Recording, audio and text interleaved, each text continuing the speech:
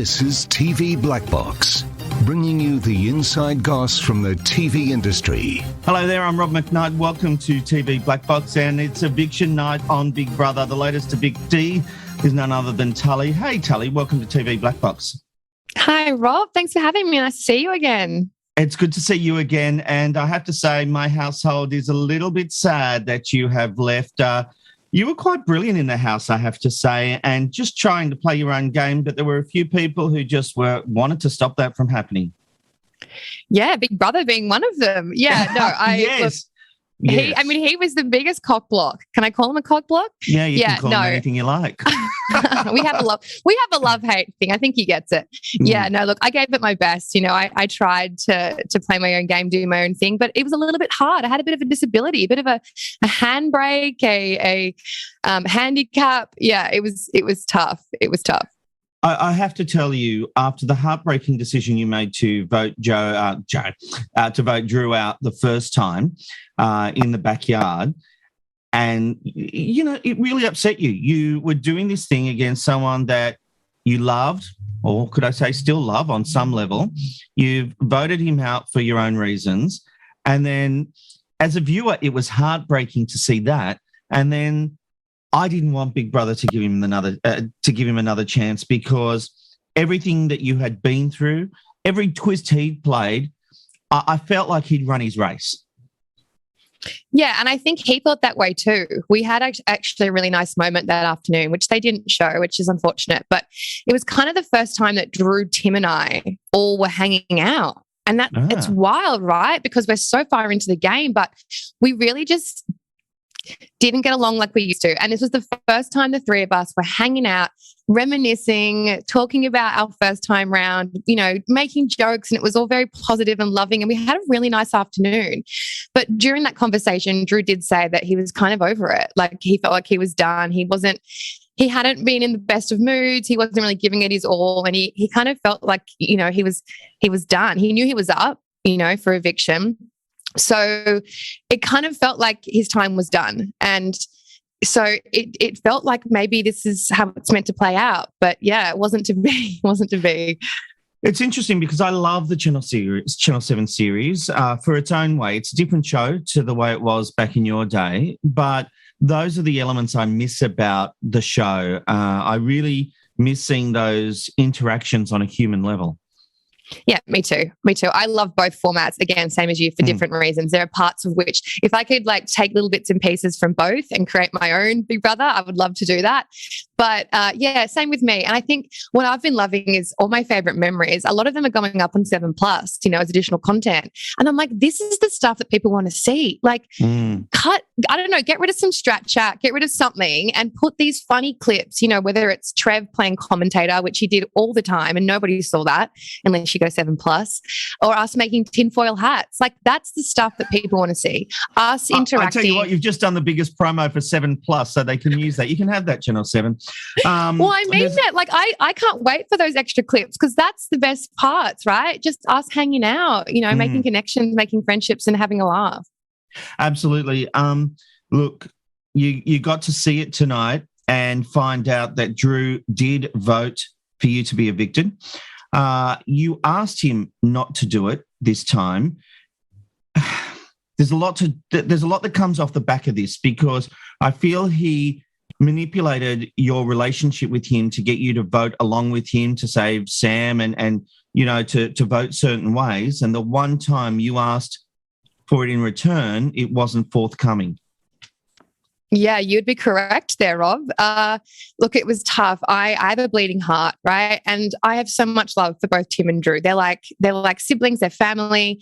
A bit weird to say they're siblings, I guess, but they're like family to me. And I would have done anything for them. All I wanted, Rob, when I came back kids, this time don't do that round, with your sibling. We're going to let that just go. We're going to let that incest reference just go. But they are like family, you know, and you mainly love your family, but you also argue and bicker. And all I wanted, once I realized that it was the three of us together again, I thought, well, this is great, right? Obviously, we actually have the strongest alliance. There is nobody else in this house that has the background and the connection that we had. I thought it was actually a little bit of an unfair advantage to throw three housemates from the same season in. And so I I stupidly assumed that we would all band together like one big happy family at a family reunion and would play together, but that's just not how it worked out. You know, not only was Drew not willing to play with me, Tim didn't want to either, but also Tim and Drew weren't playing together and none of us were playing together. So it was tough, but I did, you know, we didn't really speak a whole lot, to be honest, Drew and I, and people probably won't believe that. But if Drew and I were hanging out, surely you guys would have seen it, right? Because Big Brother loves to put the spotlight on Drew and I, but we really didn't spend a lot of time together. The only time he would pull me for a chat was when he wanted me to do something for him. And the bleeding heart in me and the 9 years of friendship, and I guess this, you know, little glimmer of hope that maybe we could all work together, I was inclined to help him out when I could. And I had helped him out 3 or 4 times leading up to my own eviction. You know, I helped save Sam a few times. I helped save him a few times. And I really didn't want to have to come back and ask for the return favor. I didn't want to have to ask him for anything, really. Like I don't need him. Well, you wanted to play your own game, and you made that clear so many times. And you didn't. You said, "I just want to stay longer than Drew so that I can have a chance to play this game on my own." You had that opportunity. Big Brother took it away, and the one moment that you needed it back. I can't say I've been a fan of Drew in this series, to be perfectly honest with you. He turned on the OGs like that. He's basically used and manipulated, I feel, you, and I know you're a strong woman, and I don't mean it in a demeaning way that you were manipulated, but he used emotional manipulation to try and get you to do, and your previous relationship with him, to get you to vote with him and do him favors. And the one time you needed it, he wasn't there for you. And I still find it really upsetting. Yeah, I was upset too. But are we surprised, Rob? Are we really surprised that he stabbed me in the back whilst looking me in the face? Like, are we surprised? Look, it was tough. It was tough. But then they will, sorry, Tully, but then they will go to someone like Estelle and have a go at her saying she's a hypocrite, she's not a hypocrite. You have to make hard decisions in this game. But, you know, for the most part, I think there are plenty of people like yourself, like Estelle, who have genuinely played an upfront game. And I know both of you would have kept the OG alliance all the way to the end. And Tim and Drew more so, just showed it was all about them. And the tactics he used, if he gets through to the final 3, people aren't going to vote for that. Yeah, I think it's interesting, you know, as much as I agree with you, definitely in some regards, is there really a right or wrong way to play this game? Like, yes, Estelle I think there is actually. I don't know if there is. I don't think they don't have to be honest with me. It's not in the rule book that you have to tell the truth. You know what? I always told the truth and I stuck to my word. And if I looked you in the eyes and said I had your back, I had your back. But the fact that those two didn't, like, can I really hold that against them? They're playing a fierce game. And just because it didn't go my way, I don't know. I don't know if I can come out swinging at that. They're just playing a different game to me. And I can leave with my head held high, knowing I played with integrity and that I play with honesty and that I had my people's back. I guess that's up to them whether they can do the same. You know, can they sleep at night with their decisions? Probably. I don't think they've given it too much thought. They'll be fine. Don't you worry about that. They probably get a better night's sleep than all of us. Probably. I'll tell you why I do find it an issue. You take someone like Taras, who we're now really getting to see the other side of, and he's playing his own game. And he's doing his own thing. He's not pretending to be something he isn't. But you look at Tim, who gets really offended the moment anyone calls him out on the stuff he's doing. He will turn on them because he wants to be able to do these things, but doesn't want to be seen as the bad guy. Drew, you know, comes into the house. I can't wait to talk to Drew because I want to know, was Sam a strategy for him? He'll be lucky to get that interview, Rob. I don't think he's doing many interviews or media chats. He better do McKnight or I'll blow up. You'll be lucky. I mean, I'm praying for you. But I think you'll be lucky there. And I'm fair. I don't have the bullshit, but I'm fair with my interviews. But I do wonder with Drew when he went into the house thinking, well, I did well when I accidentally fell into this relationship with this woman I loved the first time. Things started happening with Sam, and I do wonder whether he saw it as I don't think for 1 minute he thought this was true love, but maybe a strategy. And maybe that was the difference between Drew this time, that it was all about winning and getting to the end. But you talk about there's no rule book for playing the game. When the way he turned on the OGs, I think fans of Big Brother have long memories, and I don't think they liked it. I don't think he was thinking too much at all, Rob. I don't think he was only thinking with one thing. Is that what you're saying? I don't think he was thinking with his brain too much at all, if I'm honest. I think you're giving him a bit too much credit. I don't think he went in with any kind of strategy.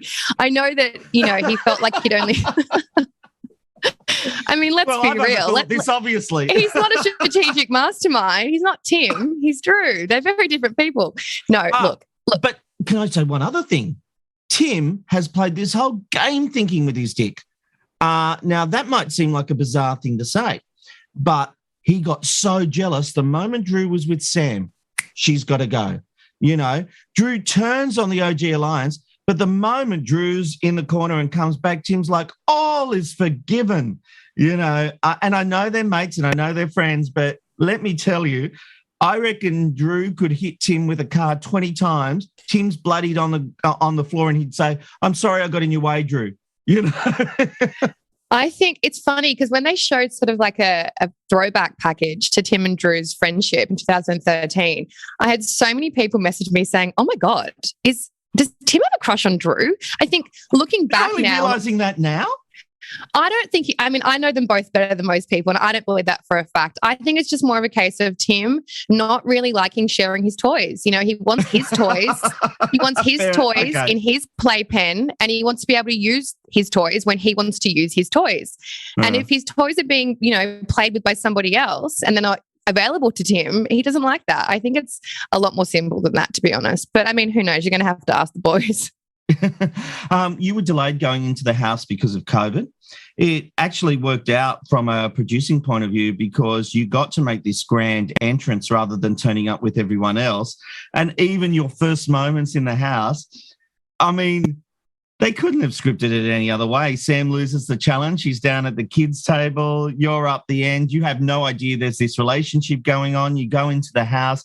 You find yourself sitting with Drew and you're like, oh, my God, where am I? What am I doing? Are we back in time? Yeah, it was a wild night to enter. It's funny, the things I remember about that night, from the minute I entered the house and saw everybody, everything's a blur. Like, I thought Taras was a girl. That's how much of a blur it was. Sort of later on that night, I was like, wait, oh my God, that's a dude. I just saw him. You know how he wears all those kind of long roby kimono things? Yes. He had the long shaggy hair. Everyone was coming at me. I was meeting 100 different people at once. And I literally in my head thought he was a girl. So that's how blurry I was that night. Also, between you and I, I'd finished off a bowl of champagne in my room before I went in there to calm the nerves. So I was a little bit tipsy. I can't blame you for that. I cannot blame you for that. But the stuff that I do remember that was really like not shattering, but like, whoa, for me was when I first got to the house, the compound, I was blindfolded and I was being led around the back end by somebody, but I could hear Tim Dormer's laugh. And so that was the first indication that I knew Tim was in there. Not that I didn't already assume that.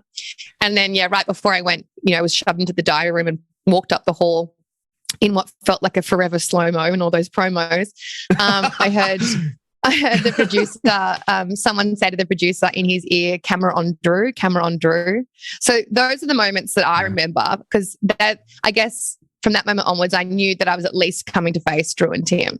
But yeah, that night was a wild, wild whirlwind. Had I known, by the way, that I didn't get to choose two different people every day for head of house for the VIP mezzanine, I would have chosen different people. I was bullied into that to pick the two boys. There was also a safety with that as well. Like these were two people that you still have relationships with on the outside. Oh yeah, I needed the update. I needed the 411, but they ate all my lollies and they were terrible partners, terrible partner in crime. So I wish I'd chosen two different people. Has this experience this time in the Big Brother house affected those relationships with any of the OGs, specifically Drew and Tim? You guys all went through something amazing almost 10 years ago. You've had a friendship. You've come back into the house, and have those friendships remained? Absolutely. Like by this point, again, and I know it's a cliche, I know people say it, but we really are family members. And as I often say, you can fall out with your family members, you can hate them, you can, be frustrated with them, you can not talk to them for weeks, months at a time. But then Christmas rolls around and we all get together and we all hug and kiss hello and share a slice of pavlova. So there have definitely been times when I've been off both of them for sure. And, tonight was bittersweet for me because they both stabbed me in the back, but then, Tim said some lovely things about me. And so it's tough, it's tough, but we've got a bond that's like a family bond. And it's something that you can't really break. And also I think I'm basically inflappable now, right? Like after the first time round, I had so much thrown at me. Nothing Tim can do or say really affects me. It's in one ear, out the other. It's white noise. And I think you say that, but you had a lot of tears, Tully.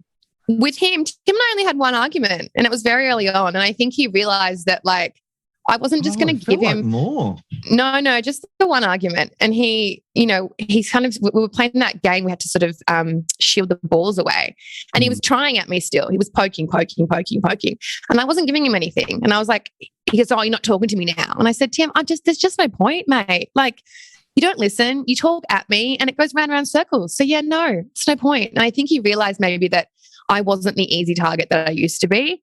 And so he was off to find a new one. But look, we're always going to be family. You go through moments, you go through times when you want to punch him in the face, but end of the day, it's all love. And trust me, I wanted to punch those two in the face many, many, many times. I believe that. Your honesty has always been something I've loved about you. I feel like there's been two different experiences, not just from the production point of view, between the first time you went into the house and the second time. Obviously, the first time it was essentially live. You had no idea how the audience was reacting. And you obviously went through the big thing of your partner because the problem you faced was you were set up as a role model, whether, with no thought about your own personal feelings or life. You had a girlfriend on the outside. You've met a person and the beauty about you, Tully, is that you see people, you don't see sexual identity. And even within the community, they found that hard to deal with because they wanted you to be gay, be the representation and not just be your own person.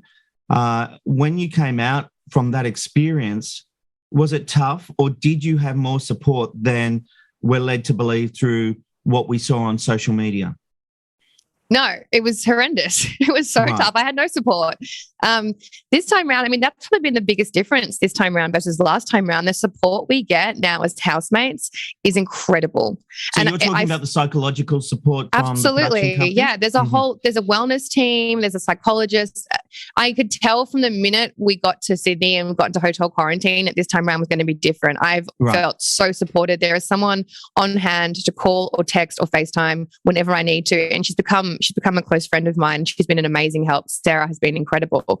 But I had zero to no support last time around. In fact, I had to reach out to the producers and tell them that I was going to find my own psychologist and they were going to be paying the bill. And they really couldn't say much about it. But I was like, listen, you've caused me all this drama. You can pay for it. I'm not paying for it. You pay for it. You did this. But no, this time around, it's been a completely different ballgame, which is great. And was it hard to go back or was it an easy yes? It's an easy yes. Come on. I love this show. Like I grew up with the show. I had the DVD, I had the CD, I had the scratchies. I used to have Big Brother housemates on scratchies and I'd collect them. I don't even remember that. And I've watched it since the very first season. See, I'm a true fan. I remember everything. I've been a member of the Behind Big Brother forum since I was a kid. I don't know why none of them like me, but I've been on there since I was a kid. I had to get out of that forum as well because I got beaten out of there, to be honest. They're an interesting lot, aren't they? I feel like sometimes I'm like, we can do no right. Like you guys are never going to be happy. We've given you ex-housemates. That's not good enough. We've given you this. That's not good enough. Anyway, I've been a long time fan of the show. I used to watch it live stream. I'd sneak downstairs when my parents thought I was in bed and just watch them sleep. So I did to be asked to come. Amazing. To be asked I to used come to watch back. that live stream on 10 and I miss that. That's the element I miss about the show, that full interaction where you can see Tully, get up and not that I know they didn't have the live stream in your series, but, you know, they take someone and you're just following them around the house in the middle of the night. It was interesting company. There's almost a show just in that. Yeah, I mean, I think they did have kind of they had the BB live tweeting in my series, which was kind of the closest thing we got. I mean, it was more than what, you know, we get these days. And I think that's why I think that's why I've enjoyed being able to live tweet along with almost every episode, because I feel like I'm able to give the real fans that extra bit of insight. You know, what happened Your after live tweeting is fantastic, by the way. I follow you on Twitter. It's at Tully, isn't it, or something? What's your username? Same with my Instagram, TEE_Smyth, SMYTH. There you go.